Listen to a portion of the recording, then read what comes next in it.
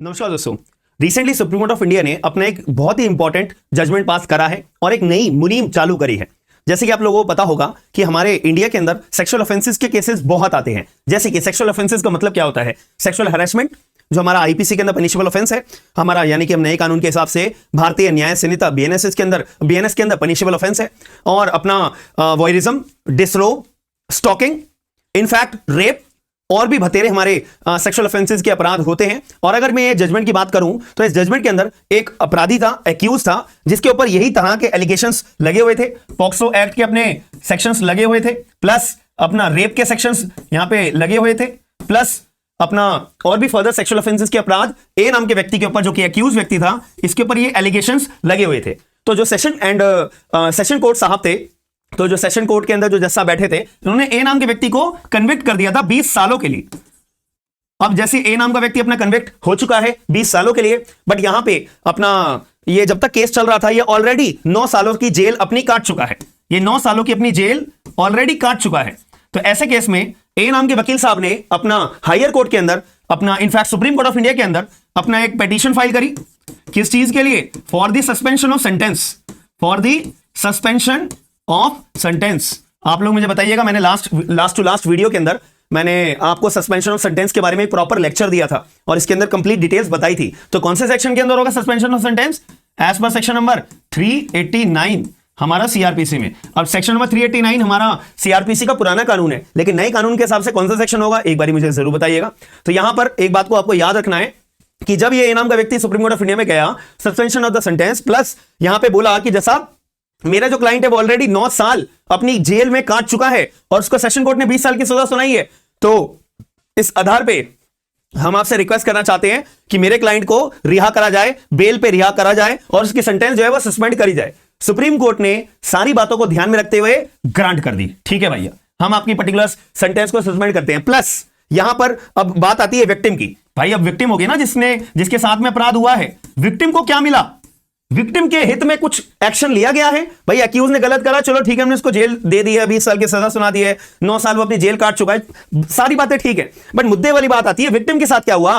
Victim के साथ कुछ नहीं हुआ। सेशन कोर्ट के जज साहब ने बस सजा सुना दी, काम खत्म करा। विक्टिम के साथ उसका कुछ फायदा नहीं हुआ, विक्टिम को कुछ रिलीफ नहीं मिला, मतलब relief in the sense jail पहुंचाइए, मतलब उसको एक्यूज को सजा सुनाइए, वो तो ठीक है। बट यहां पे सुप्रीम कोर्ट ऑफ इंडिया ने बोला है कि भाई अब जो है हम सारे के सारे इंडिया के जितने भी डिस्ट्रिक्ट कोर्ट हैं, जितने भी सेशन कोर्ट हैं, जितने भी ट्रायल कोर्ट हैं, जो भी जजमेंट पास करेंगे, जो भी कन्विक्शन ऑर्डर पास करेंगे, हम जो है पूरे के पूरे इंडिया के अंदर एक डायरेक्शन जारी कर रहे हैं कि जब भी सेक्सुअल ऑफेंसेस का मामला दर्ज होगा ना, उस टाइम पे अगर कन्विक्शन ऑर्डर पास होगा ना, तो सेशन कोर्ट के जज साहब, यानी कि जो ट्रायल कोर्ट होंगे, क्योंकि एक बात बताऊं ना, क्योंकि ये जो अपराध होते हैं ना बहुत बड़े बड़े अपराध हैं, ठीक है, और ये अपने आप में ट्रायल कोर्ट के अंदर ये ट्रायबल होते हैं सेशन कोर्ट के द्वारा, तो ट्रायल कोर्ट तो हमारा सेशन कोर्ट ही बनेगा। तो सेशन कोर्ट साहब जब आप कन्विक्शन ऑर्डर दे रहे होगे ना, कन्विक्शन ऑर्डर प्लस आप यहां पे कंपनसेशन का ऑर्डर भी दोगे, कंपनसेशन का भी ऑर्डर साथ में अपना जारी करोगे, ताकि जो विक्टिम है अपना कंपनसेशन किससे मांग सकेगी? अपने आप में वो स्टेट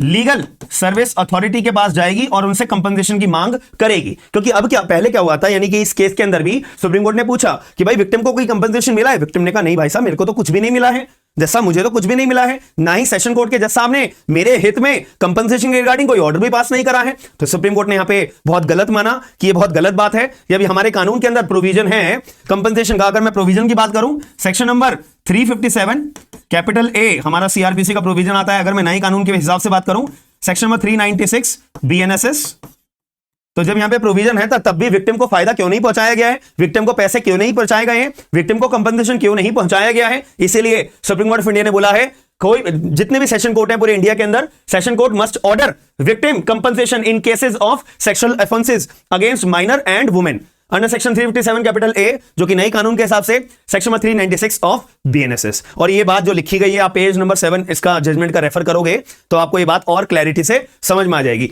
मुद्दे की बात ये है कि कोई भी सेक्सुअल ऑफेंस होगा, सेशन कोर्ट अगर कन्विक्शन ऑर्डर पास करेगा, प्लस यहां पर कन्विक्शन ऑर्डर पास करने के साथ साथ कंपनसेशन का भी ऑर्डर पास करा जाएगा, जो कि पहले नहीं किया जाता था। बट सुप्रीम कोर्ट ने इस बात को ऑफिशियली पूरे इंडिया की कोर्ट्स के अंदर पालन करने का ऑर्डर दे दिया गया है। तो ये जानकारी मेरे को वीडियो के माध्यम से आपको बतानी थी, तो मैंने अपने सिंपल शब्दों में आपको बताया है। केस का नाम अगर मैं बात करूं, साइबज नौर Mohammad Sheikh versus state of Maharashtra and another 2024 supreme court. 2024 supreme court. इस जजमेंट की कॉपी आपको मेरे टेलीग्राम ग्रुप के ऊपर मिल जाएगी। जितने भी लोगों ने अभी तक टेलीग्राम ग्रुप मेरा ज्वाइन नहीं करा है तो स्मार्ट एंड लीगल गाइडेंस के नाम से आपको टेलीग्राम ग्रुप मिल जाएगा। डेली अपडेट्स, डेली जजमेंट्स और जुडिशरी के रिगार्डिंग अपडेट्स और जो भी मटेरियल होता है वो सारा का सारा आपको टेलीग्राम ग्रुप पे मिलेगा। और डिस्क्रिप्शन बॉक्स के अंदर आपको लिंक्स हैं। और प्लस आप लोगों अगर जुडिशरी की भी तैयारी करते हो या करना चाहते हो या एआईबी एग्जाम की आने वाले जो हमारा दिसंबर के अंदर एआईबी एग्जाम होने वाला है, इसका भी अगर कोई बैच आप ज्वाइन करना चाहते हो तो डिस्क्रिप्शन बॉक्स के अंदर हमारी एप्लीकेशन है स्मार्ट एंड लीगल गाइडेंस के नाम से, वो भी आपको अवेलेबल हो जाएगी। ये पोस्टर भी आपको दिखाई दे रहा होगा। हर एक बैच के ऊपर एक